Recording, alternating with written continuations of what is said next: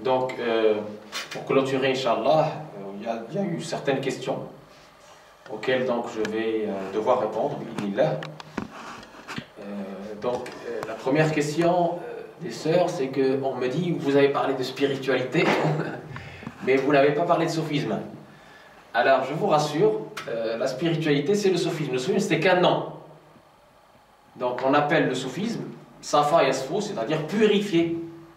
On dit le sophisme, on dit la purification, tazkiya, la science de la tazkiya, la science de la purification, ce que je disais tout à l'heure, c'est cette troisième dimension. Kitab, Hikmah, wa Yazkihim, Islam, Iman, Ihsan. On l'appelle aussi la station de l'Ihsan, de l'excellence. Dans le hadith de Gabriel que j'ai déjà cité, hadith de Jibril, l'excellence consiste à ce que tu adores Allah comme si tu le voyais, car certes, si tu ne le vois pas, lui il te voit. On l'appelle l'excellence, on l'appelle la purification, on l'appelle la spiritualité, on l'appelle l'éducation, l'éducation spirituelle. Ce sont tous des mots, des synonymes qui veulent dire soufisme. Donc le soufisme, je le dis et je le redis, c'est pas une philosophie, d'accord? C'est pas un folklore, c'est pas une culture, c'est pas, qu'on appelle ça du tourisme spirituel, d'accord? C'est ça, c'est la spiritualité musulmane, c'est le cœur de l'islam. Donc on ne veut pas imaginer un corps sans cœur. Excusez-moi, je suis tout à fait d'accord avec vous, c'est pas ce que je voulais dire. En fait, c'est moi qui m'intéressait, c'est le dernier chapitre. Oui. Pour les 4. Oui. Donc c'est plutôt cette partie-là qu'on n'a pas abordée. Très bien, on va l'aborder tout de suite. Oui. Alors, très bien. Et donc, ça c'est pour faire la liaison. Donc effectivement, parce qu'il y en a qui... ou un autre, voilà. Là, le soufisme, c'est tout simplement la spiritualité musulmane, c'est le cœur de l'islam. Et je disais, pour répondre aussi à certaines des questions, que le prophète sallallahu avait aussi une spiritualité, avait cette transmission spirituelle. J'ai parlé d'Abu Huraïra, hein, qui a dit que j'ai hérité du prophète sallallahu de science ou de récipient. Et j'ai parlé d'une science gustative qui se goûte. J'ai parlé du maître vivant. Et là, c'est poser des questions d'abord sur la pertinence du maître vivant. Et donc là, je dis le Coran. Dans le Coran, on nous parle de l'expert. Le miséricordieux interroge à son propos un expert. Dans le Coran, on parle de la wasila. Chercher l'intermédiaire pour arriver à lui. C'est un sabab, c'est une cause. C'est le... Et enfin, on dit le jour où on appelle chaque communauté par son imam, par son guide, très important. Et on nous dit al-khilla'u, quand on nous dit al-khilla'u yawma'idin ba'duhum li ba'din adu illa al-muttaqin. Et dans un autre verset, ya ayyuhalladhina amanu taqullaha wa kunu ma'as sadiqin. Pour vous qui croyez, craignez Allah et soyez avec les véridiques, très important. Et donc ce compagnon, il est là pour ça. Parce qu'il est véridique, parce qu'il est votre miroir, parce qu'il est ce guide vers Allah Tabaraka wa Ta'ala. Il vous aide, il est vivant, il vous aide par d'abord son comportement, non pas seulement la parole qui est en écart avec l'acte, mais avec son comportement d'abord. Il vous aide, c'est comme le professeur, c'est comme si je dirais, vous apprenez une discipline sans professeur avec professeur. Sans professeur, ça peut être dur, voire impossible. Avec le professeur, c'est plus facile et c'est plus court. Donc il vous fait le raccourci et il vous donne les pièges. D'accord? Les pièges qu'il faut éviter. Ah, il connaît les ruses de l'âme, les pièges de l'âme, etc. C'est important. Donc c'est un peu comme ça. Il faut juste simplifier les choses. C'est un peu comme le professeur, le coach, le compagnon. Et le professeur nous dit, il y a plusieurs traditions dans ce sens. Je vous ai cité quelques-unes tout à l'heure. Comme l'exemple du bon compagnon et du mauvais compagnon, c'est l'exemple du vendeur du musc et du forgeron. Comme l'exemple aussi, le hadith de la tradition, pardon, où le prophète nous dit Al-mar'u ala dini khalilihi falyanzur ahadukum man yukhalil. L'homme suit la religion de son compagnon intime. Prenez garde à qui vous prenez comme compagnon. Et enfin, le prophète nous dit, par rapport aux qualités de ce compagnon qu'on doit chercher, c'est qu'il se distingue par 3 qualités. La vie vous rappelle Dieu, la parole augmente à votre science, et les actes vous rappelle l'au-delà, c'est-à-dire les actes sont en adéquation, en conformité avec la parole, très important. Maintenant à la question où il est ce maître, est-ce qu'on peut le trouver? Je réponds par une chose qui est l'intention pour Allah. Si vous avez cette sincérité, vous le trouverez, comme le disait le Ghazali à celui ou à ceux qui lui ont posé cette question sur où trouver le maître dans cette époque trouble. Déjà à l'époque on parlait d'époque trouble, que dire de maintenant? Eh bien il disait, il répondait tout simplement, si vous êtes sincère, eh bien vous allez le trouver tout simplement. Et tous les maîtres, tous les grands savants de l'islam avaient des maîtres spirituels. Je vous ai dit tout à l'heure l'histoire de Junayd. Et Ibn Ashir s'appuie sur Junayd, il dit Tariqat Junayd Salik. Il nous parle de soufisme de Junayd. Junayd, c'était quelqu'un qui avait à la fois la science exotérique et la science ésotérique. On l'appelle Imam Ta'ifatain, le prince de l'ordre. Il était savant et soufi, mystique. Donc, et les grands savants de l'islam étaient tous dans la spiritualité. Ils avaient tous un maître spirituel vivant qui était sur la trace de Sidna Muhammad sallallahu alayhi wa sallam. Comme Sidna Muhammad sallallahu alayhi wa sallam était le modèle vivant pour ses compagnons. J'insiste sur le mot vivant. Il vous transmet, en plus de la lettre, il vous transmet de la morale, c'est du cœur à cœur. Et donc je disais par rapport à Junayd, je vous ai cité tout à l'heure l'histoire aussi d'Imam Jalaluddin Suyuti, avec son maître. Comment il était dans une époque où la science se vendait à vil prix. Et comment il a émigré, il a cherché, il a voyagé. Le Ghazali aussi, sa crise, où il a laissé tomber, il a divorcé avec sa science exotérique, ses livres d'avant, pour chercher une autre science, pour chercher la sincérité qui l'amène à Allah tabaraka wa ta'ala. Loin de la renommée, loin de la notoriété. Parce qu'à un moment donné, il se posait des questions. Où je vais? Est-ce que je cherche par ma science la notoriété, le privilège des rois, ou est-ce que je cherche Allah? Voilà, c'est ça aussi la question. Et donc, aujourd'hui, on est malheureusement dans la superficialité, dans le fast-food. On ne cherche plus ce fond de l'islam. Et quand on parle des 4 écoles sunnites, j'ai réservé un chapitre dans le livre qui donne la légitimité du soufisme par rapport aux 4 écoles sunnites. Alors, bon, il y en a qui vont me dire, mais écoutez, monsieur, le soufisme est postérieur à l'imam Malik. N'est-ce pas? Le soufisme, je dis tout simplement, en réponse, attention les frères et sœurs, ne regardez pas la forme, regardez le fond. La spiritualité, elle existait du vivant du prophète. Elle était une réalité du vivant du prophète. Je vous ai donné l'exemple de Al-Sofa, les gens du banc.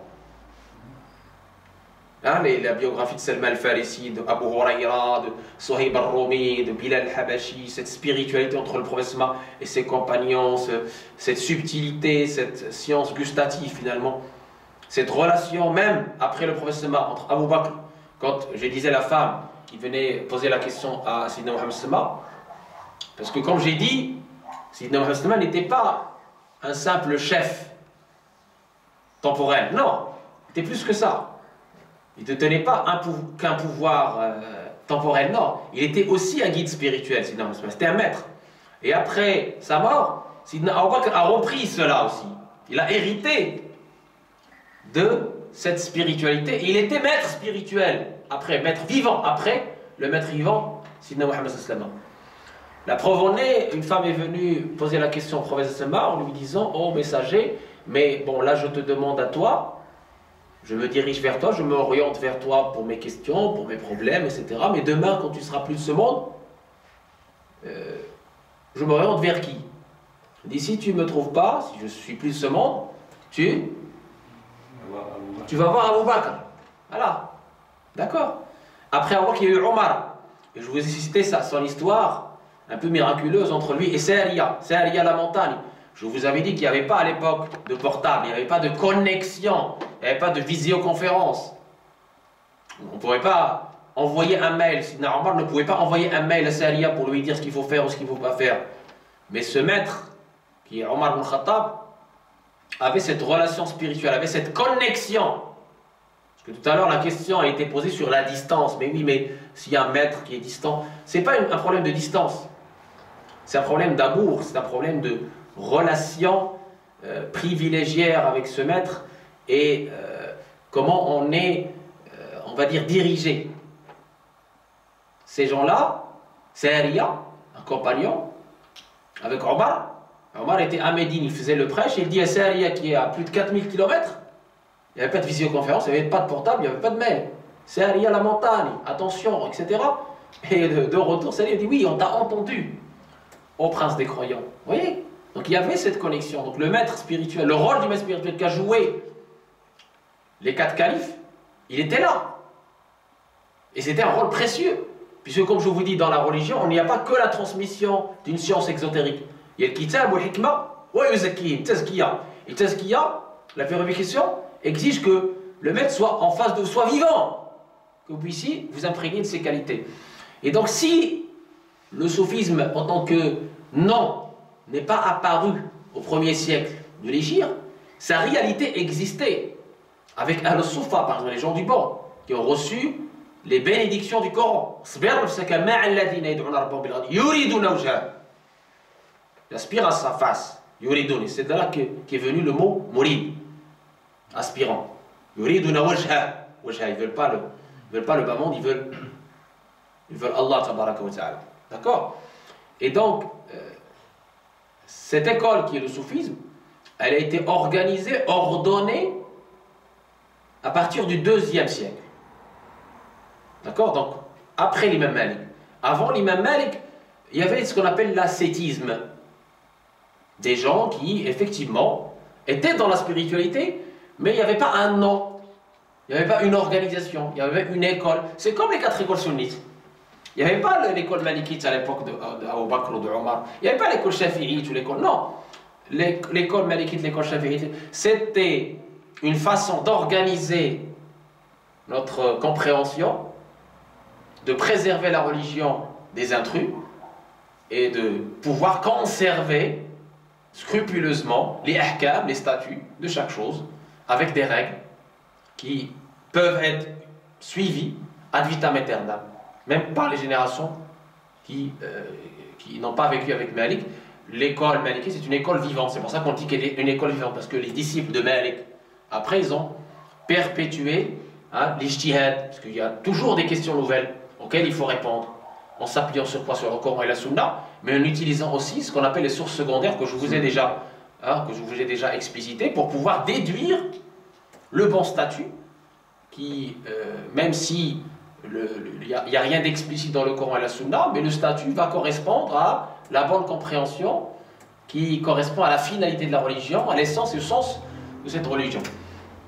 Donc, et je disais par rapport à cette spiritualité qui a changé non pas de fond mais de forme, à partir du 2e siècle, on commence à parler de tariqa, d'ordre, de confrérie. D'accord? Donc l'imam Malik ne pouvait pas, réfuter, confirmer ou infirmer, parce que le soufisme en tant que tel n'existait pas à cette époque. D'accord? Les 4 écoles, si vous voulez, quand ils ont été confrontés à des pratiques spirituelles quelconques, ils les ont mis en face du Coran et de la Sunna. Donc ceux qui étaient conformes avec le Coran et la Sunna, il a été accepté. Et d'ailleurs eux-mêmes, ils étaient dans la spiritualité. Si vous scrutez la vie de l'imam Malik, si vous consultez la vie de l'imam Shafi'i, si vous consultez la vie de l'imam Ibn Hanbal, vous allez voir qu'il y avait de la spiritualité là-dedans. D'accord? Alors, est-ce qu'ils ont suivi un ordre? Il n'y avait pas d'ordre à l'époque. Il n'y a pas de tariqa, il n'y avait pas de confrérie. Les premières confréries, on l'a eu en Irak avec l'imam Abd al-Qadir al-Jilani, 12e siècle. 12e siècle de l'ère chrétienne. D'accord? 4e, 3e, 4e siècle, 4e siècle de l'Égypte. C'est quand même bien après. Voilà. Oui. Donc bien après le prophète Mustafa. Mais ça ne veut pas dire pour autant que c'est une innovation ou que c'est une chose blâmable. C'est juste une organisation, comme les écoles sunnites qu'on a étudiées sont une organisation de notre compréhension. D'accord? Pour préserver, parce que qu'est-ce qui a poussé ces gens-là à créer l'ordre, à s'organiser en confrérie? Qu'est-ce qui a poussé ces gens-là? C'est exactement la même chose qui a poussé l'imam Malik, ou l'imam Shafi'i, ou l'imam Ibn Hanbal, ou Abu Hanifa avant eux, d'organiser le fiqh. C'est cette peur, cette inquiétude, cette crainte de voir des imposteurs dire n'importe quoi, faire n'importe quoi et prétendre que c'est cela la spiritualité. Vous voyez? Parce qu'à un moment donné, à une époque, vous aviez plein d'imposteurs qui rompaient avec la charia et prétendaient qu'ils ont atteint la vérité. Alors que l'imam Junayd, il le précise, nulle vérité sans la conformité à la loi divine. la haqiqata bighayri sharia. D'accord, très important. Donc il ne faut pas imaginer le soufisme comme étant quelque chose d'étranger à la religion musulmane. C'est le cœur même de la religion musulmane, c'est la spiritualité, c'est l'éducation spirituelle. Les ulama des 4 grandes écoles ont confirmé le bien fondé du soufisme authentique sunnite et l'ont conseillé. Et eux-mêmes, les grands savants de l'islam, étaient soufis, suivaient un maître soufi. L'imam Jalaluddin Suyuti, l'imam... comment il s'appelle, l'imam Ghazali, Qadi Iyad, l'Izz ibn Abd al-Salam, sultan des ulama, etc., etc. Donc un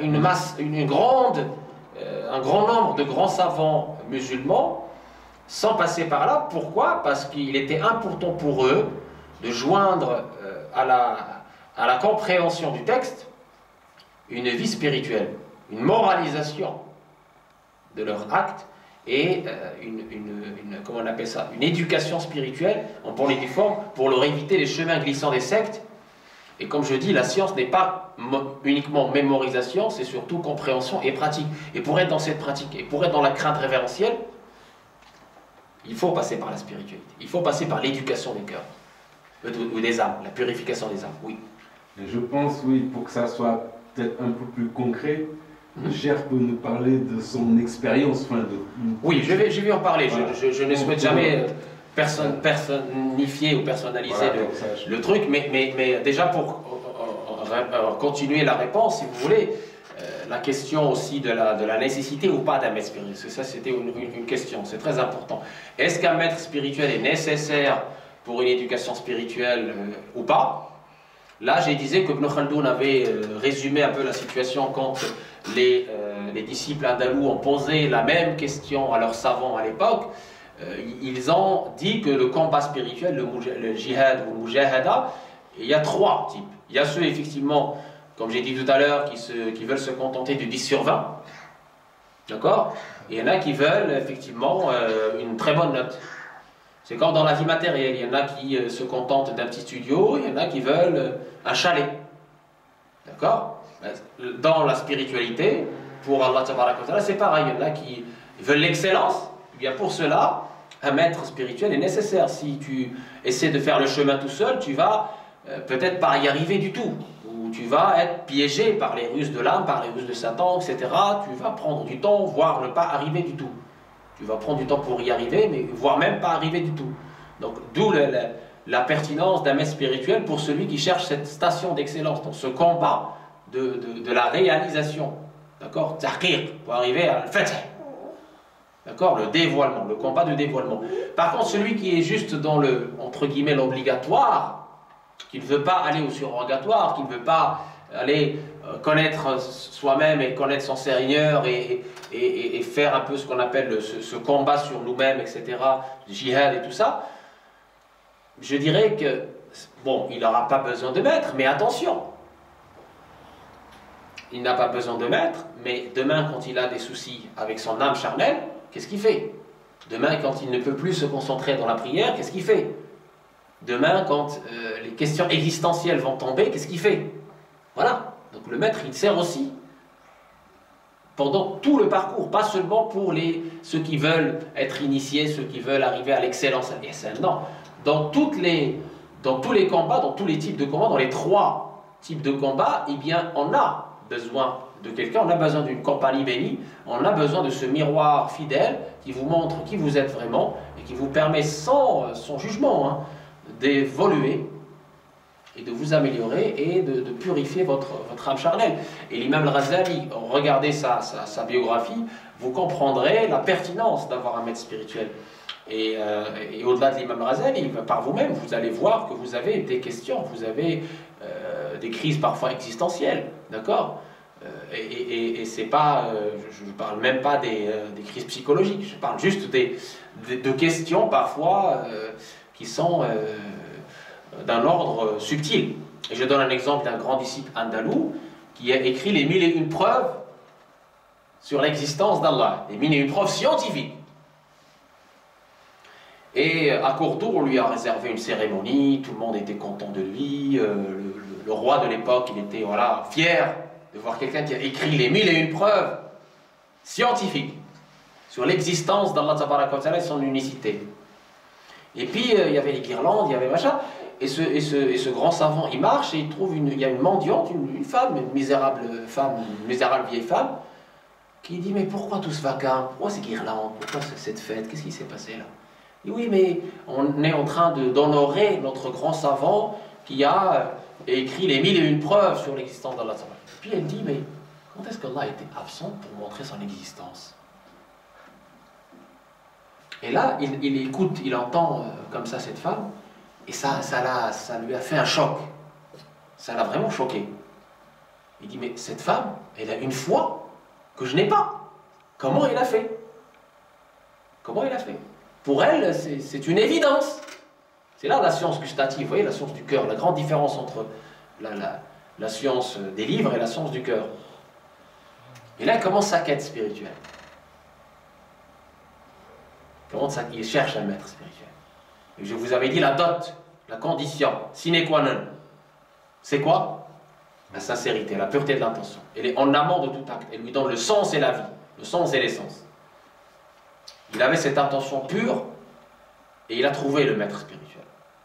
Il avait cette sincérité et il a trouvé le maître spirituel. Et il a pris le chemin de l'éducation spirituelle. Et les années passent. Il est sur son lit de mort, ce grand savant. Et Satan vient le voir. L'insufflation du diable. Il prend chaque réponse de son livre. Écoutez bien. Il prend chaque réponse dans son livre, les 1001 preuves sur l'existence d'Allah et son lui. Et il la démonte. Et il la démonte. Qui est Satan? C'est un savant aussi. Hein. Faut pas l'oublier. Hein. Il la démonte. Il arrive à la 1001e, cet savant allait perdre la foi. Ce savant, il allait perdre la foi. Il allait mourir en négation, dans la négation. Vous voyez, il lui a mis les doutes. Et qu'est-ce qui va le sauver? Son maître. Spirituel. Voilà, il est venu le voir. Et c'est ce que je veux dire, c'est ce que le prophète nous a dit. Qu'est-ce qu'il a dit? Celui dont la vue vous rappelle Dieu. Et ça, c'est autre chose. Et son cœur s'est transformé. Les doutes sont dissipés. Incroyable. C'est exactement l'effet qu'avait le prophète sur ses compagnons. Au point même qu'un des compagnons, je vous ai raconté, il a juste vu le prophète. Mais il a dit, ça ne peut pas être un visage de menteur. Et il a embrassé l'islam. Vous voyez? C'est aussi ça. Il n'avait même pas besoin de parler. Alors s'il parle, c'est encore autre chose. Mais voilà. C'est parfois, la science a ses limites. La foi, c'est un don de Dieu. La foi est entretenue grâce à la spiritualité, grâce à cette compagnie bénie. Vous voyez? Et évidemment, j'ai dit et je le redis, les conditions d'une spiritualité éclairée, c'est que, effectivement, on soit dans la charia, c'est pas de la philosophie, c'est pas de la science livresque, c'est pas de, tu vois, c'est pas du folklore, absolument pas. C'est une spiritualité éclairée, basée sur le Coran et la Sunna, authentique, d'accord, et qui est suivie par un maître authentique. Il n'y a pas d'à peu près. C'est une science gustative d'abord, et je ne peux pas expliquer cette connexion avec le maître, même s'il est loin. C'est ce qui s'est passé entre Omar et Salia. C'est une connexion basée sur l'amour. Le croyant est le miroir de son frère, même s'il est loin. Il y a cette connexion, il y a cet amour, et il y a, si vous voulez, cette confiance mutuelle. Et il est comme le père avec son fils. À la fois un modèle, il y a une relation de modèle, et d'amour, et d'affection. Et il a cette affection et cette miséricorde. Il est une miséricorde. Parce que le prophète était une miséricorde. Comme il a hérité du prophète, sans être prophète, parce qu'après le prophète n'est pas de prophète. D'accord? Mais il a hérité de cette miséricorde, cette rahma. Donc il est rahma. Il est rahma. Il vous aide parce qu'il est rahma. Il n'est pas en train de vous juger. Il est en train de vous élever petit à petit avec toute la subtilité. Avec toute la subtilité qu'il a.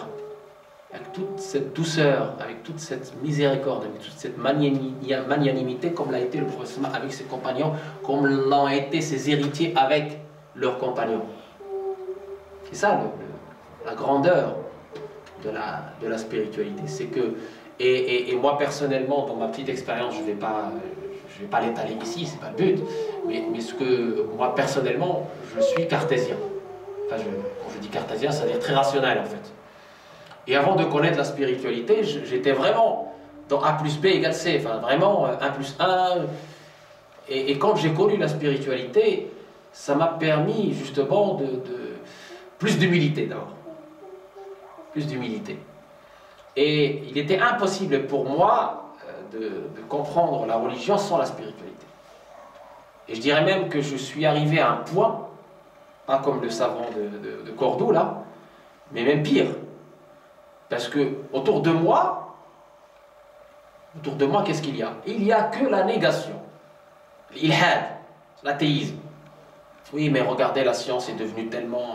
la technologie est devenue tellement puissante qu'on peut tout expliquer par la science, qu'on peut ceci, qu'on peut cela. Je suis arrivé à un point où j'étais remué, secoué. Si ce n'est la spiritualité qui m'a donné cette force et qui m'a permis de renouveler ma foi, je serais perdu. Et même dans l'appel à Dieu, j'ai essayé. Moi, dans ma petite jeunesse, quand j'étais étudiant, on débattait avec les athées, avec de façon aimable, bien sûr, il n'y avait pas de violence. Mais des gens qui niaient l'existence de Dieu, il y en avait. C'était une époque où, effectivement, les courants anti-islam proliféraient. Hein. On nous disait des murs et des pas murs. Hein. Et on débattait avec eux. Et franchement, c'est idée contre idée. Idée contre idée.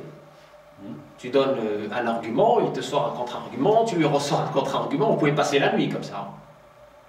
Après, quand j'ai découvert la spiritualité, et quand j'ai connu mon maître, en fait,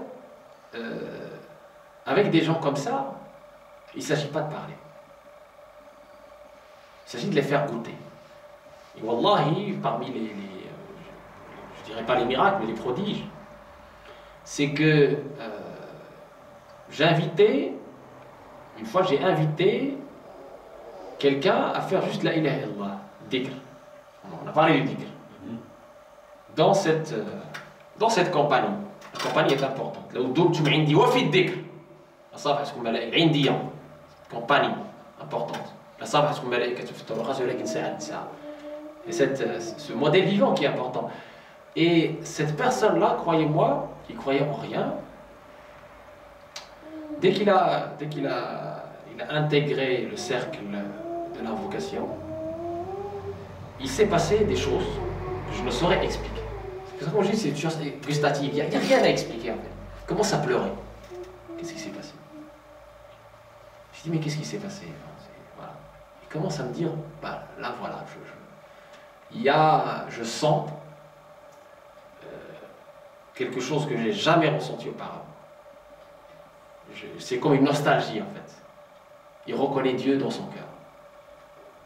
Et il dit, mais c'est comme si je suis né aujourd'hui. Voilà. C'est le miracle de l'invocation d'Allah, avec la compagnie des invocateurs, des véridiques. Vous voyez? Et il a changé. Et ce n'est pas un cas isolé. Plein d'exemples comme ça que j'ai moi-même vus. J'étais témoin oculaire, vivant, de leur transformation. J'ai même été témoin de gens qui étaient hostiles à l'islam, qui étaient dans ce qu'on appelle le bloc identitaire, je ne sais pas comment... Ah ouais, on connaît quoi. Et oui, voilà. Et ces gens-là, ils ont vu, une fois, mon maître était ici pour une opération, ils l'ont vu, ils disent c'est un visage qui a vu Dieu. Comme ça. C'est des gens qui croyaient en rien. L'islam était leur ennemi. Ils ont embrassé l'islam. Ils sont musulmans maintenant. Ils font le dhikr, ils ont fait le pèlerinage. Voilà.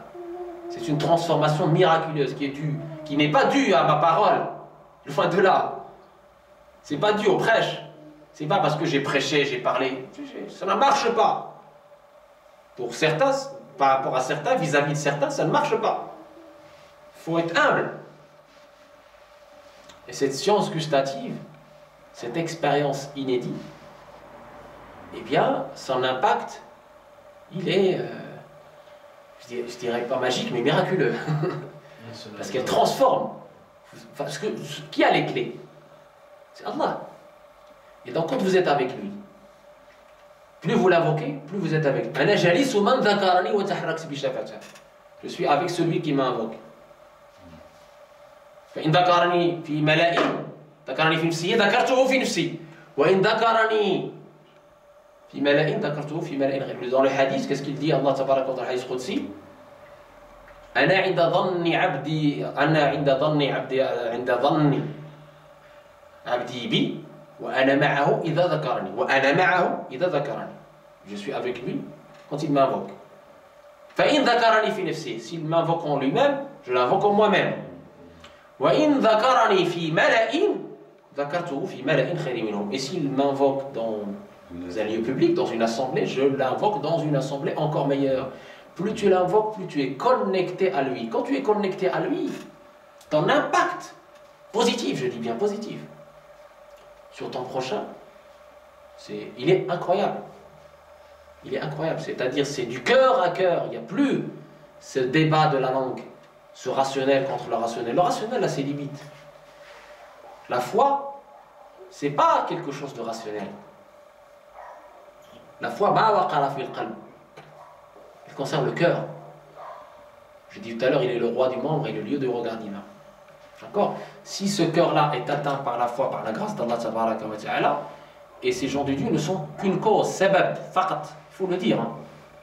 Et quand tu es connecté à cette hadra, à cette présence bénie, par le biais de cette invocation spéciale, avec le modèle vivant, sur les traces, par une transmission ininterrompue jusqu'au premier guide, sur Sidna Muhammad sallallahu alayhi wa sallam, le meilleur des guides, et bien là, effectivement, cette compagnie vivante, je dis bien vivante, elle te connecte avec Sidna Muhammad sallallahu alayhi wa sallam, avec ses qualités. Vous voyez? Je vous donne un exemple simple pour simplifier, parce que là, je sens que je me suis pas fait comprendre. Quand vous allez voir quelqu'un agir, comme le prophète sallallahu, c'est pas comme vous lisez un livre où vous allez lire que le prophète il agissait comme ça, il agissait comme ça. C'est pas la même chose. Quand le prophète sallallahu nous a dit, prenons la prière, l'acte, le pilier de l'islam. Sallu kama ra'aytumuni usalli. Priez comme vous m'avez vu prier. Est-ce que quelqu'un de vous a vu le prophète prier? Oui ou non? Non. Ben voilà, il faut être sincère. Vous n'avez pas vu le prophète prier. Mais alors ça veut dire quoi, prier comme vous m'avez prié pour nous là, qui sommes au 21e siècle? Ça veut dire quoi pour vous? C'est par les livres, enfin, c'est nous, c'est comme ça. Surtout pas par les livres. Non, c'est pas si. Par les qui ont fait la description. Bah non, ça suffit pas. Par les chiffres. Est-ce qu'un livre est capable de te transmettre l'état dans lequel le prophète a été? Pas du tout. Tu peux interpréter des choses dans le livre. Tu peux passer à côté de choses dans le livre. Le livre ne va pas s'incarner et se mettre en position comme ci ou comme ça pour montrer comment on prie. D'accord? Même je dirais même pire, il y a des livres qui disent n'importe quoi. D'accord? Le livre en lui-même, ça reste un support limité. Par contre, ce que ne peut pas vous donner un livre, c'est l'état vivant dans lequel le prophète était. Donc à travers le savant qui a su hériter par cette transmission, par cette chaîne ininterrompue jusqu'au prophète, il vous donne comment le prophète a prié. Parce que c'est ça l'exemple en fait. Il vous donne l'exemple. Il s'assoit comme le prophète s'était assis, il se lève comme le prophète s'est levé, il fait les actes que le prophète a fait. Il est conforme à la sunna de Rasulullah. Exactement, exactement. Parce que c'est comme ça que les compagnons ont appris les prophètes. Et c'est comme ça que les compagnons des compagnons ont appris des compagnons. Et c'est comme ça que les compagnons des compagnons des compagnons ont appris des compagnons des compagnons, etc. C'est pas via les livres. Un livre, il est limité. Pourquoi? Parce que c'est d'avant tout l'interprétation de celui qui écrit. C'est la projection de ce que vous avez. Et puis, le pire, c'est que c'est aussi la projection de ce que vous avez compris de ce livre. Vous voyez? Quand vous lisez d'un livre, vous allez tout simplement interpréter. Alors que quand vous voyez quelqu'un agir, c'est que vous allez vous imprégner directement, sans interprétation. Vous allez voir comment il s'assoit, vous allez faire comme lui, par exemple. C'est un exemple. Et si la religion se transmettait par le livre, c'est-à-dire si la religion se transmettait par les livres, on n'aurait pas besoin de messagers et de prophètes. Hein? C'est-à-dire que Dieu va nous jeter un livre qui s'appelle le Coran, il va nous dire débrouillez-vous, n'est-ce pas? Exact. Voilà, ça ne s'est pas passé comme ça, on est bien d'accord. Le Coran a été révélé sur combien d'années? 23 ans. 23 ans. Est-ce que Dieu ne pouvait pas le révéler en un seul temps comme ça, tout de suite, maintenant, et hop, c'est fini? Non. Il a été révélé selon des contextes, des situations, etc. Sur 23 ans, il y avait la période mécoise, 13 ans, puis la période médinoise, 10 ans. Et au fur et à mesure, voilà, des choses qui n'étaient pas au début interdites, qui sont interdites, etc. Voilà, petit à petit, avec la... Voilà, selon la situation. C'est ça. C'est très important de comprendre que cette religion a toujours été transmise de cette façon-là, pas via un livre, qui reste un support qui est utile, mais via les maîtres. Le maître qui va... Elles ont une question là. Oui, voilà, c'est ce que j'attendais. Moi, j'essaie de parler pour aussi... Allez-y, les sœurs. Allez, comme ça.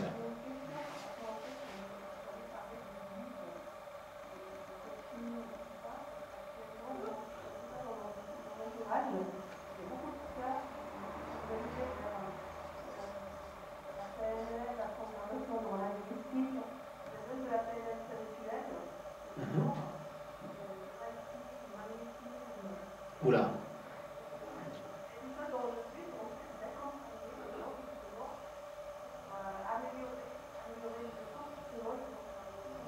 Ouais, ça n'a rien à voir.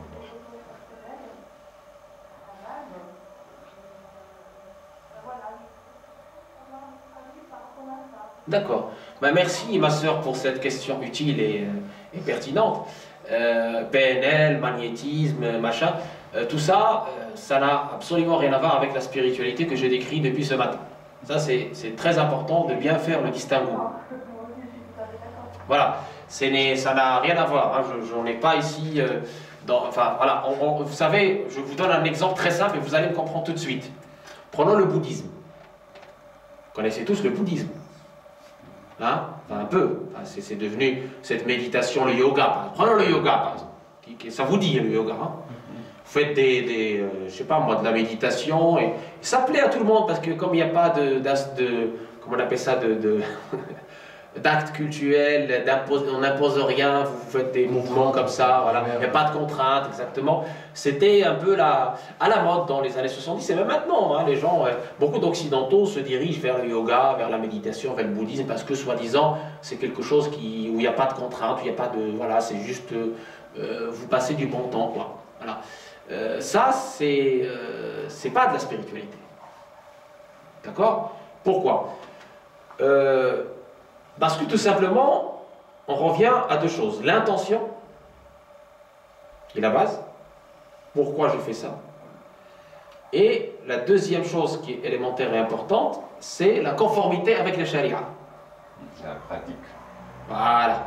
Une religion où il n'y a pas de pratique, il n'y a pas de culte, où on ne suit pas un modèle vivant, où on n'a pas cette transmission qui va de façon authentique jusqu'à celui qui a été envoyé par la guidance et la lumière, évidemment, ça peut donner des effets sur votre vie quotidienne. Vous comprenez ce que je veux dire? Ça peut donner un effet sur votre bien-être personnel. Il n'y a pas de souci. Ça peut même vous amener à réaliser certains actes extraordinaires. On voit des bouddhiques qui se transforment comme ça, qui se mettent dans une bouteille. Voilà, c'est ce qu'ils appellent ça, le travail sur eux, le travail sur les chakras, les machins, tout ça. Et vous arrivez à vous maîtriser parfaitement. À maîtriser vos humeurs, à maîtriser votre état d'âme, à même s'envoler dans les cieux.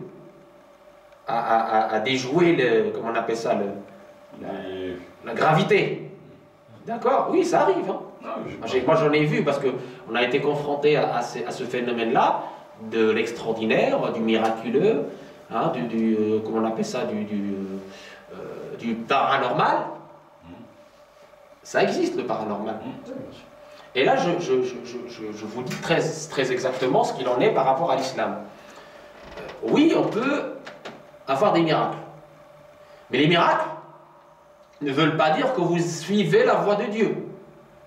Que Allah tabaraka wa ta'ala est satisfait de vous. Non. C'est pas parce que vous avez un miracle que vous êtes un saint. Vous voyez ce que je veux dire ou pas?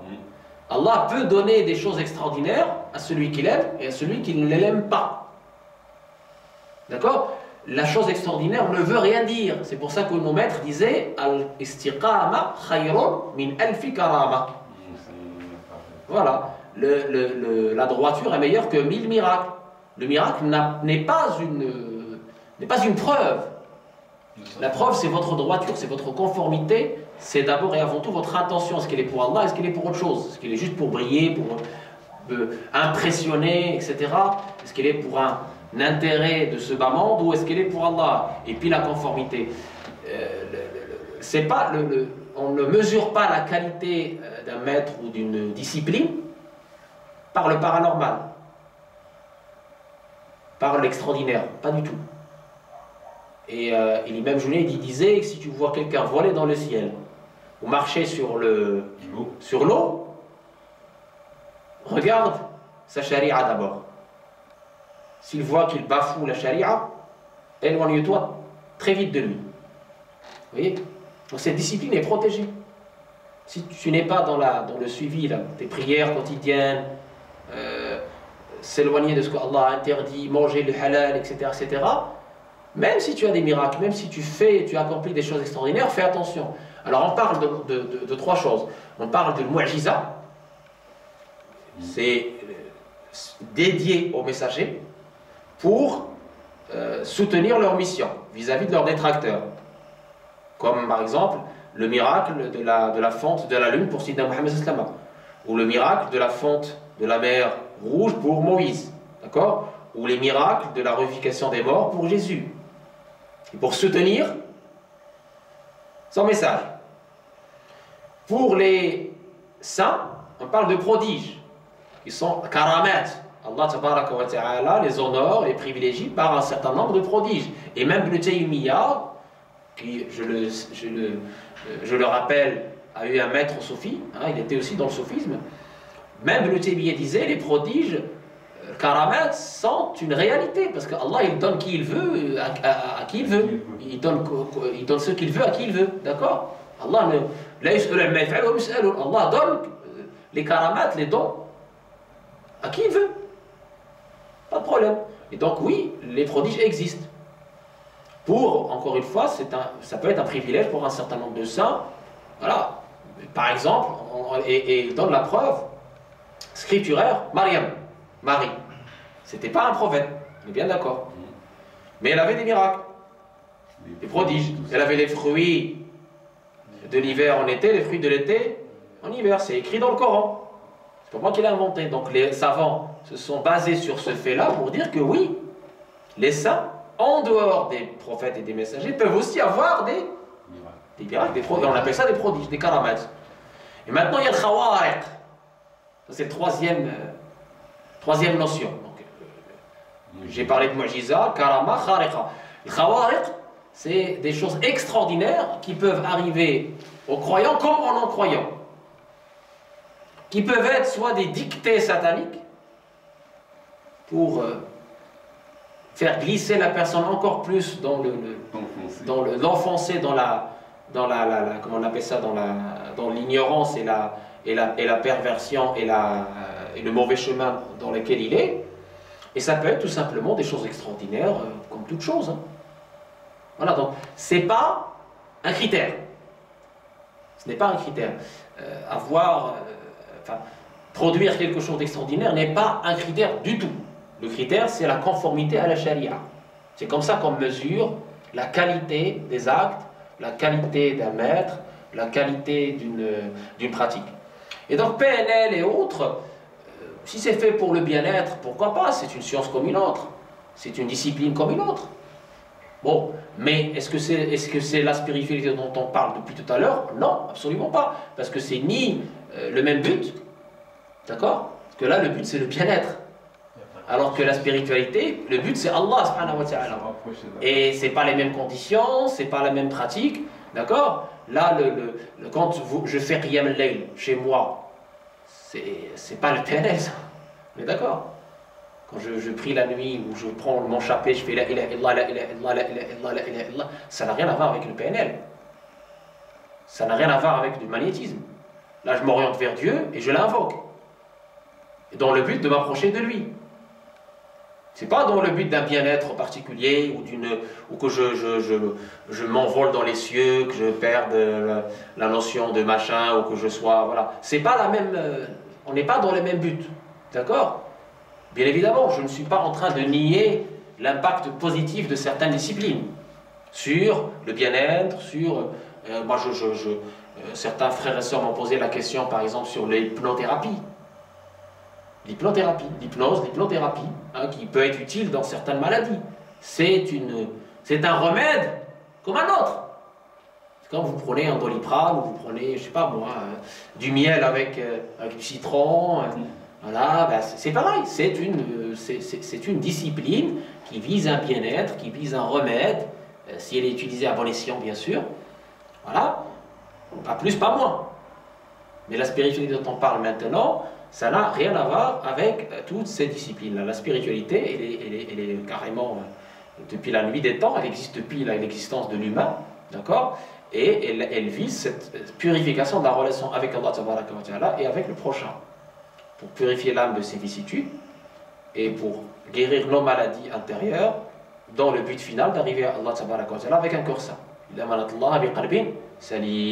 Et en amont de ces disciplines vient quoi? L'intention. L'intention. Voilà, niya. L'intention qui doit être pour Allah. Donc c'est ça le point d'entrée. Et la porte, c'est le repentir, comme on vient de dire. D'accord? Et puis les fruits sont innombrables. Parmi ces fruits-là, vous pouvez voir le bien-être. L'un n'empêche pas l'autre. Vous voyez? Quand vous faites quelque chose pour Allah, quand vous faites le dhikr. Moi, quand je fais mon dhikr, voilà, merci. Quand je fais mon dhikr, le matin ou le soir ou dans la journée, dans les transports, je fais mon dhikr. La ilaha illallah, la ilaha illallah, la ilaha illallah, la ilaha illallah. Qu'est-ce que je ressens après? Un apaisement. Mes soucis, mes tracas, ils s'envolent. Voilà. Sans avoir bu de l'antidépresseur, rien du tout. Hein. Je fais la ilaha illallah, la ilaha illallah, la ilaha illallah, la ilaha illallah. Et je la fais pour Dieu. Et après, je me rends compte que mes tracas, hop, il n'y a plus. Voilà. C'est parmi les fruits agréables, ça coûte rien. Voilà. C'est parmi les fruits magnifiques de cet arbre, de l'invocation d'Allah tabaraka wa ta'ala. Et plus on invoque, plus effectivement on est dans cette proximité, et plus on invoque, plus on ressent cet apaisement et cet équilibre finalement. Parce que le but c'est d'arriver à l'équilibre. Tawazun, wasat. Est-ce que c'est clair, ma soeur? Là, si vous pouvez vous approcher du micro, parce que j'entends rien. Pour celles ou ceux qui utilisent le Coran comme une forme de magnétisme, je voudrais dire que ou l'hypnose, n'importe, vous utilisez comme ça, elles disent des versets de Coran dans la thérapie. Bah écoutez, oui. Hein? Tout ça, ça rentre dans la thérapie brève, comme vous l'avez bien expliqué, c'est pour le bien-être. Oui.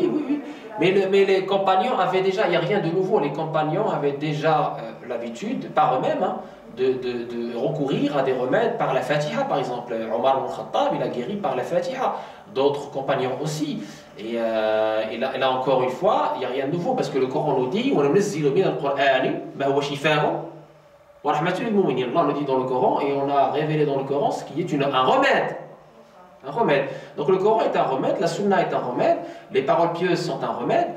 Donc l'imam Ibn Abi Zayd al-Qayrawani, quand il a parlé justement de ce qu'on appelle hirz, hein, de ce qu'on appelle l'utilisation du Coran, de la Sunna et des paroles pieuses dans les remèdes, dans les protections, etc., il a dit qu'il n'y a pas d'inconvénient tant que ça reste des paroles connues, des paroles, voilà, qu'il n'y a pas de déformation de ces paroles-là, et c'est un remède parmi d'autres. Mais là, encore une fois, on ne parle pas de spiritualité, on parle de remèdes comme d'autres remèdes qui existent. Comme ça peut être les plantes, comme ça peut être le miel, le miel est décrit dans le Coran comme étant aussi un remède. Le Coran est un remède, donc il y en a maintenant parmi nos frères et sœurs médecins musulmans qui ont intégré le Coran dans leur thérapie, pourquoi pas? Moi, j'y vois pas d'inconvénient. Mais c'est pas la spiritualité.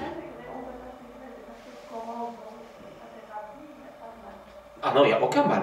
Bien au contraire, c'est une très bonne chose. Alors, je ne connais pas le bien fondé du magnétisme, je ne vais pas vous répondre sur ça. Voilà, il y a des disciplines qui m'échappent, je ne suis pas spécialiste, faut demander aux médecins, il faut demander au corps médical, comment on appelle ça, le bien fondé de ces choses-là. Est-ce que c'est vraiment quelque chose qui a une logique? Est-ce qu'il n'y a pas autre chose derrière? Hein? Un fondement scientifique? Je ne sais pas, mais pour moi, intégrer des versets du Coran dans un remède, il n'y a aucun mal à cela, bien au contraire, c'est une bonne chose. Moi, je sais parler de l'hypnose, par exemple, parce que beaucoup de frères m'ont posé la question sur l'hypnose, et je me suis beaucoup renseigné sur l'hypnose, j'ai discuté avec des médecins, avec des praticiens, avec des hypnothérapeutes, j'ai vu l'impact positif de l'hypnose sur un certain nombre d'enfants, sur un certain nombre de victimes de terrorisme, de guerre, de drames, etc. L'état d'hypnose, c'est tout simplement un état où vous êtes toujours en conscience, en fait. Comment? Conscience modifiée. Voilà, c'est une conscience, mais c'est une conscience quand même, c'est une conscience modifiée, mais c'est une conscience. Les praticiens que j'ai interviewés m'ont dit, c'est comme si quelqu'un regarde un match de foot, par exemple, il est tellement dedans, quand quelqu'un passe à côté de lui, ou lui passe le bonjour, ou voilà, lui dit, bah, il l'a même pas entendu. Vous voyez? Et là, il était en hypnose. Et donc, ils m'ont dit que vous êtes en hypnose déjà plusieurs fois dans la journée, quoi. Ou vous êtes dans votre voiture, là, vous allumez le contact, vous partez d'un point A à un point B, et vous êtes tellement omnibulé par un problème, par une idée, vous ne savez même pas par quel chemin vous êtes passé. Vous étiez en hypnose. Ça s'appelle de l'hypnose, tout simplement.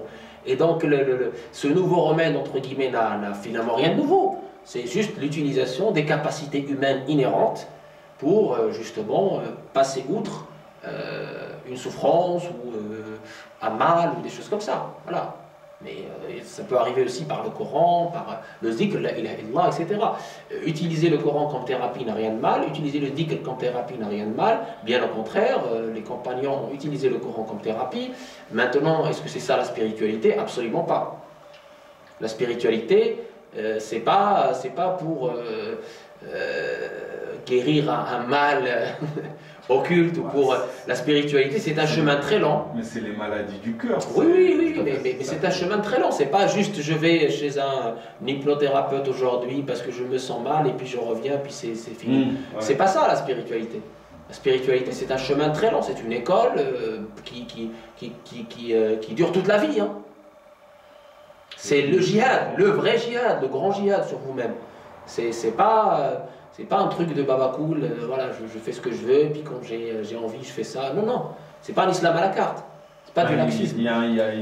C'est une discipline très rigoureuse, avec des conditions, avec en amont, comme j'ai dit, l'intention, avec comme condition la conformité à ce qu'on appelle la charia, à la loi divine, et effectivement des conditions comme le dhikr, comme le muzakkir, etc. Donc les deux piliers, le dhikr et le muzakkir, sont absolument nécessaires dans ce chemin, et une discipline qui n'est pas toujours facile. C'est pour ça qu'on l'appelle le grand djihad.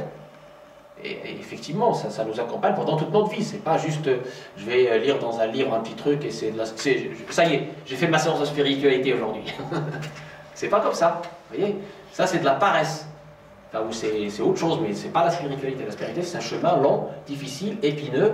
C'est le grand djihad. C'est pour ça qu'on l'a appelé le grand djihad d'ailleurs, parce que c'est un djihad contre ces idoles qui habitent le cœur et ces maladies intérieures invisibles qui souillent le cœur, qui rendent la vue invisible, voilà, D'ailleurs, c'est un nettoyage en profondeur. C'est un nettoyage en profondeur, c'est la purification du cœur. Ça, c'est comme j'ai dit tout à l'heure, et pourquoi ça passe par l'invocation? Parce que l'invocation, elle a ce rôle purifiant. Et au point même comme je disais tout à l'heure, on nous dit que les hypocrites, le Coran nous dit que les hypocrites n'invoquent Dieu que très peu. Ça veut dire que les croyants doivent invoquer Allah abondamment. Et le prophète nous a dit, celui qui veut s'immuniser contre l'hypocrisie, alors qu'il invoque Allah abondamment. C'est très important. Donc effectivement, cette invocation abondante, c'est manshur al-wilaya, c'est la clé de la sainteté. C'est la clé d'une spiritualité éclairante. Plus vous invoquez, plus vous avez cette force de faire. Plus vous avez cet éveil. Plus vous avez cette bonne visibilité. Plus votre cœur, les voiles du cœur se dissipent. Plus vous avez ce sourire, cette joie d'être, ce bonheur, d'accord, ce bien-être aussi. Je vous l'ai dit, l'apaisement. Qu'est-ce qui se passe? Les cœurs s'apaisent. Essayez par vous-même. Moi, je vous vends rien. Essayez par vous-même. Faites le dhikr par vous-même. Prenez au moins, pour être pratique, et sortir de cette réunion avec quelque chose de pratique. Prenez 10 minutes le matin, 10 minutes le soir. Avant d'aller au boulot, ou avant d'aller à vos études. 10 minutes le matin, la ilaha illallah, la ilaha illallah, la ilaha illallah, la ilaha illallah, la ilaha. 10 minutes. D'accord? En vous-même. 10 minutes. Et 10 minutes le soir. La ilaha illallah. Et vous allez voir comment votre vie va changer. Il y a quelqu'un qui, il y a quelques temps, et je la raconte sans donner de nom, hein, quelqu'un parmi d'autres hein, qui est venu me demander qu'est-ce que le soufisme. Il n'est pas musulman. Parce qu'il était un peu séduit par l'idée. Parce qu'il connaissait un peu le bouddhisme, il connaissait les thérapies cognitives, tout ce qui est machin. Il était séduit. Et on lui a dit que ce monsieur, il connaît un peu, allez vous renseigner. Voilà. Il est venu me voir, on s'est vu pendant à peu près 1 heure. Il m'a raconté un peu, je dirais pas toute sa vie, mais ses angoisses, ses machins, tout ça. C'était un ingénieur, très rationnel. Et au lieu de lui répondre par A plus B, voilà, on fait ça, on fait pas ça, j'ai dit, écoutez, est-ce que vous pouvez faire un petit exercice facile? Je lui ai donné un chapelet, un petit chapelet, je lui ai dit, vous allez faire 100 la ilaha illallah par jour. La ilaha illallah, je lui ai donné la ilaha illallah, je lui ai écrit dans un papier, la ilaha illallah, c'est tout. Et il n'était pas musulman. Il n'était pas musulman. Parce qu'il voulait savoir ce que c'est que ce soufisme, etc. Il savait. Et même, il était loin d'imaginer que c'était l'islam, parce qu'il a peur de l'islam. Il avait peur de l'islam. Peur bleue, comme beaucoup malheureusement, de nos concitoyens. Voilà, parce qu'il il y a une image, il y a une actualité, voilà. Beaucoup de gens ont souillé l'image de cette belle religion. Bon, très bien, soit. Il s'est exécuté, ce monsieur. C'est un jeune, un ingénieur. Il n'a pas passé la semaine. Il m'a appelé. Il m'a dit, qu'est-ce que tu m'as donné? Wallah. Il m'a dit, le 3e jour, ça y est, c'est comme si j'avais pris... voilà. Il m'a dit, même mon visage, ma femme m'a dit, ton visage a changé, qu'est-ce que tu fais? Quelle crème tu mets? Voilà, quelle crème tu mets? T'es rayonnant. Il m'a dit, je me suis jamais senti aussi bien. Il m'a dit, j'ai l'envie de me réveiller le matin, j'ai une envie de faire, d'agir en bien, de faire... Qu'est-ce que tu m'as donné? C'est quoi ce mot magique? La ilaha illallah. Et je lui ai expliqué, ce que ça veut dire la ilaha illallah. Et que c'était l'islam. Et quelques jours plus tard, il est venu, il s'est renseigné sur l'islam. Il avait pris sa douche, il est venu pour embrasser l'islam. La ilaha illallah. La ilaha illallah. Et ça m'a rappelé l'histoire de Abul Hassan Shadili. Abul Hassan Shadili était en pérégrination. Et on lui a parlé de quelqu'un, d'un prêtre, un prêtre chrétien, pas musulman, qui guérissait les gens juste avec le toucher. Il était intrigué. Il dit, comment un non-musulman peut avoir ce don de guérir les gens avec le toucher? C'est pas possible. Je dois avoir ça de mes propres yeux. Il est parti. Il a vu le prêtre, et à la fin de la séance, il a vu un peu comment il guérissait les malades. À la fin de la séance, il dit, mais comment vous faites? Et il dit, je m'oppose à mon âme charnelle. Mukhalafat nafs. C'est tout ce que je fais. C'est ce qui m'a permis d'avoir ce don. Ah bon? D'accord. L'imam Shadili est très intelligent. C'est un daïa. Il dit alors, je vous propose de lui proposer la ilaha illallah. Et il est parti. Une semaine, 2 semaines, 3 semaines. Il est repassé par là un jour, et le prêtre, il l'a vu, il est parti en courant le voir, il l'a pris dans ses bras. Il dit, qu'est-ce que tu m'as donné? Tu sais, dès que j'ai proposé à mon âme la ilaha illallah, elle s'est opposée à la ilaha illallah. Elle ne voulait pas. C'était trop lourd pour elle. Et là, j'ai compris que dans ce la ilaha illallah, il y a le bien. Il y a un secret. Et il a embrassé l'islam. Vous voyez? Mukhalafat nafs. L'âme, si tu dis à ton âme, on regarde un film comique 2 heures, 3 heures, il ne dirait pas non. On va au cinéma, allez, salut, on va au cinéma, on va regarder, c'est un bon film. Hein. Allez, comme ça. Alors là, tu n'as aucune hésitation. Tu y vas, ah bah j'ai rien à faire, tout va bien, ça tombe bien, bon, j'ai du temps à tuer, entre guillemets. Ça, on en a déjà parlé. L'importance du temps. Là, tu n'as aucune hésitation. Si je te dis, viens un petit quart d'heure, on fait le dhikr. Ah non, j'ai ça à faire, ah, j'ai oublié ça, non, ma femme, elle m'a appelé, ah, le gosse, il est. Tu vois? Ça prouve quoi? Ça prouve qu'il y a du bien dans ce la ilaha illallah. Parce que si c'était pas quelque chose de bien, ton âme charnelle, elle l'accepterait tout de suite. Satan, allez, on prend, hop. Mais comme c'est quelque chose de merveilleux, de puissant, avec des secrets innombrables, ben, l'âme charnelle, qui s'oppose à ton salut, qui ne veut pas ton bien. Comme Allah l'a décrit dans le Coran, un cicatrice du mal. Elle ne veut pas. Elle ne veut pas. Elle fait tout pour t'éloigner du dhikr, pour que tu ne t'assoies pas pour l'invoquer, pour invoquer ton Seigneur, qui est ton maître, qui te donne tout. Tu l'invoques. Tu vas invoquer qui si tu ne l'invoques pas à lui? Hein? C'est lui qui détient tout.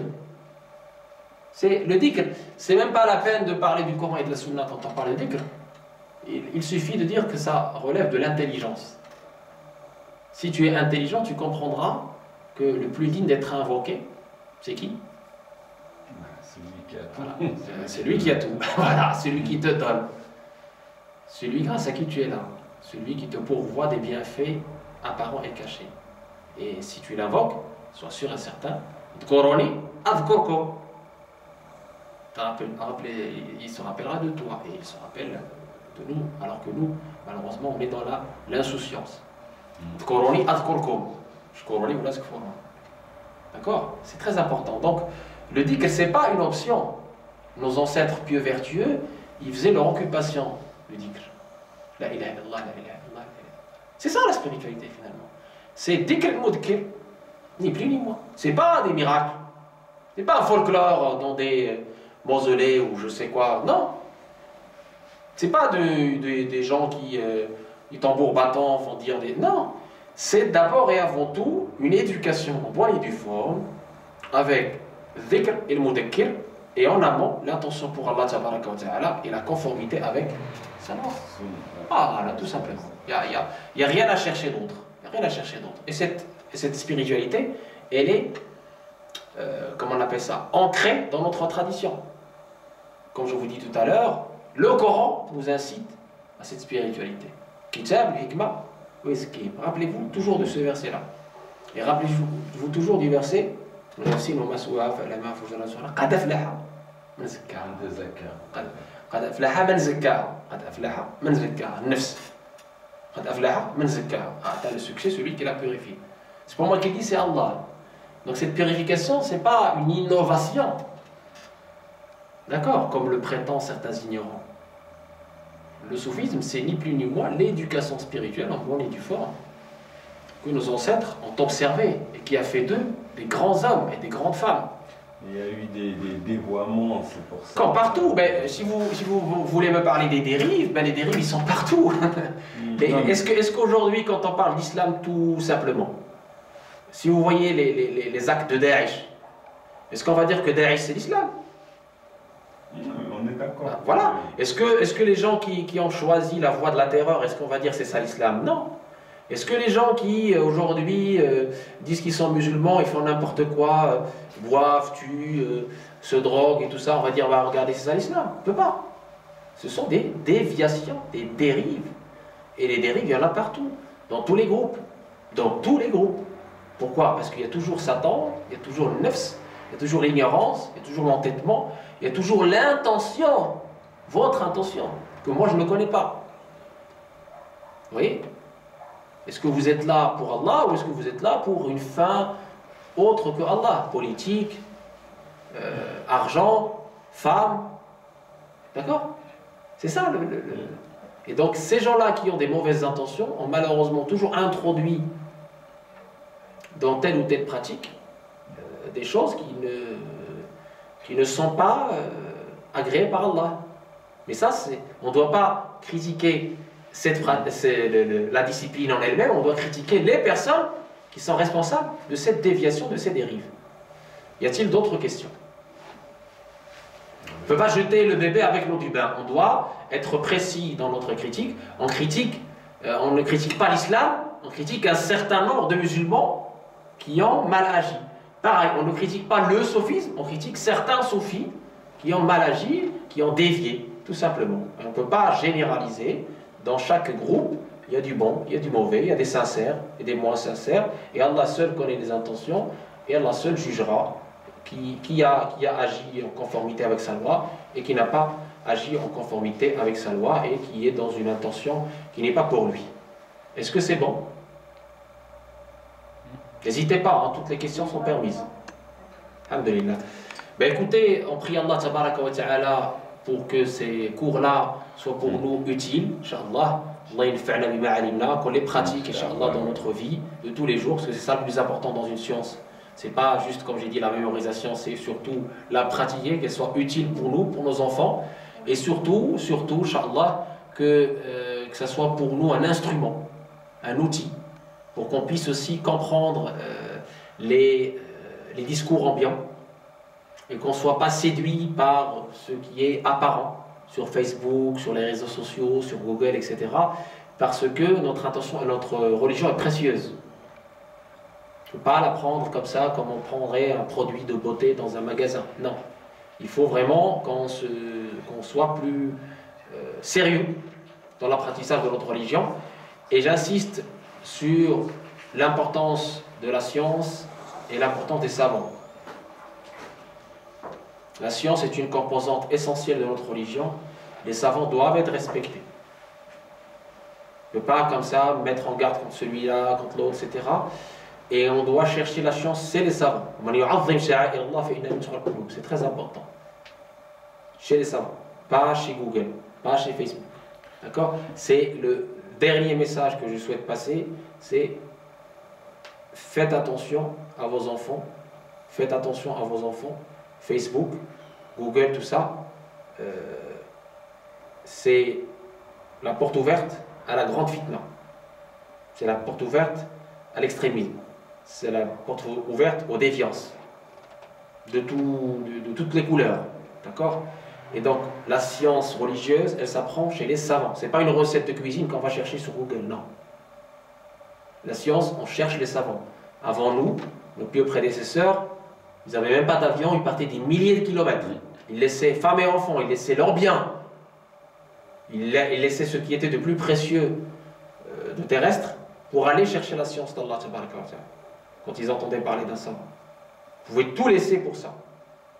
Pourquoi? Parce qu'il était conscient de l'importance de la science. Le prophète sallallahu nous dit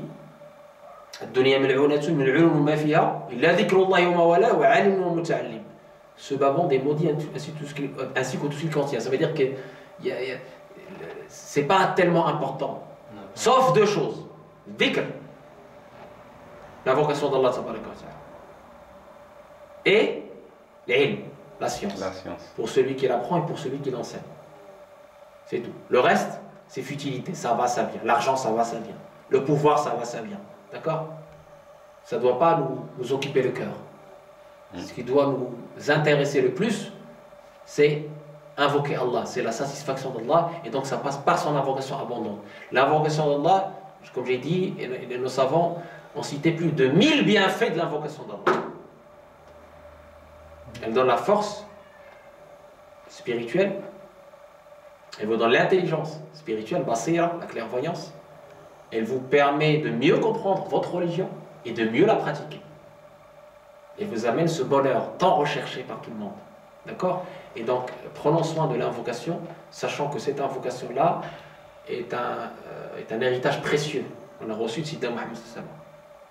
Qu'il faut éduquer nos enfants à cette invocation, parce qu'ils aient une relation avec la spiritualité qui soit plus profonde, plus sérieuse, d'accord? Pas la spiritualité des supermarchés, pas les fast-food, d'accord? Et Allah tabaraka wa ta'ala qui nous donne Inch'Allah une bonne intention pour qu'on puisse effectivement œuvrer toujours pour lui, par lui, et qu'on soit utile à notre prochain. Et quand j'ai dit le dunya bil ulama wal ilm, il ne faut pas qu'on comprenne qu'il faut s'isoler du monde et s'enfermer dans des grottes. C'est pas ça le soufisme, c'est pas ça la spiritualité, les frères. C'est pas ça. J'ai dit le hadith, je le répète, ceux qui sont les plus aimés à Allah tabaraka wa ta'ala sont ceux qui sont les plus utiles à ses créatures. Donc l'invocation d'Allah passe aussi par être utile à autrui. Quand tu aides quelqu'un, alors que tu as accompli un acte d'adoration qui est très important parce que tu as aidé une créature d'Allah, tu as soulagé une créature d'Allah, tu as rendu service à une créature d'Allah. Et Allah il aime. Et il aime cela et donc il va t'aimer par rapport à ça. Et donc ça fait partie de l'éducation spirituelle. Et je termine par une chose, parce que ça aussi ça fait partie des préjugés innombrables sur les voies soufis, sur le soufisme, sur la spiritualité. Les soufis ont toujours été des gens qui travaillent, qui assument leurs responsabilités mondaines. C'est pas des babacools dans des... non, c'est pas du tout ça.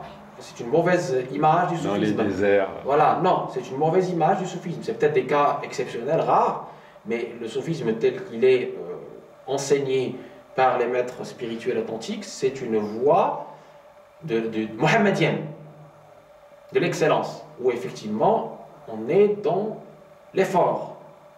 On assume notre responsabilité mondaine, comme on est dans le dhikr, on est aussi dans la science et dans le fait d'assumer.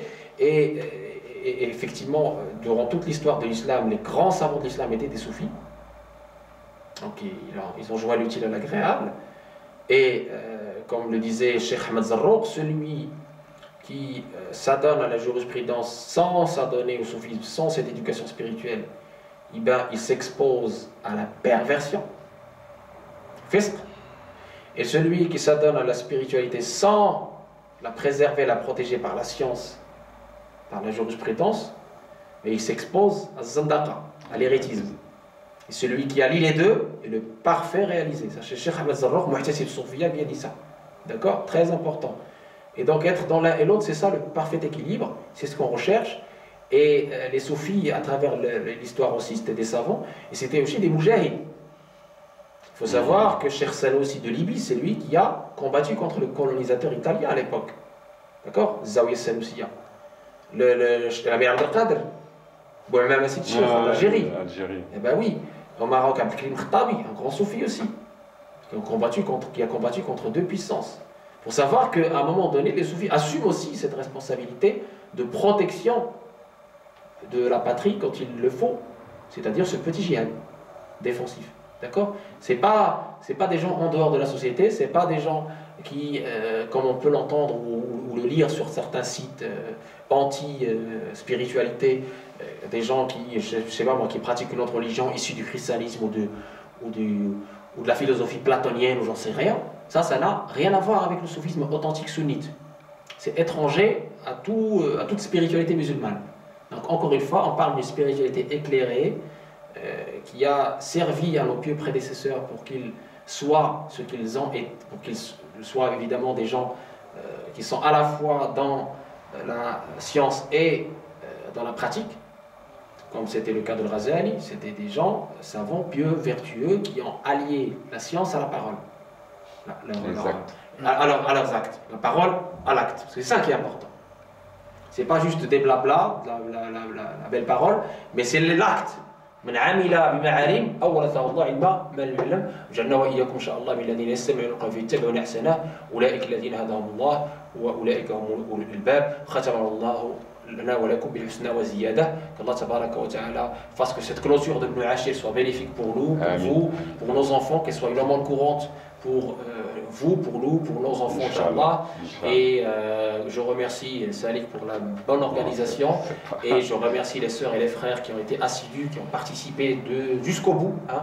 malgré les épreuves de la vie, hein, qui sont nombreuses, et qui ont pu rester dans ce lieu béni, la mosquée de Saint-Germain-en-Laye, que je remercie aussi pour nous avoir ouvert ses portes. Et Inch'Allah, ça ne sera pas la dernière.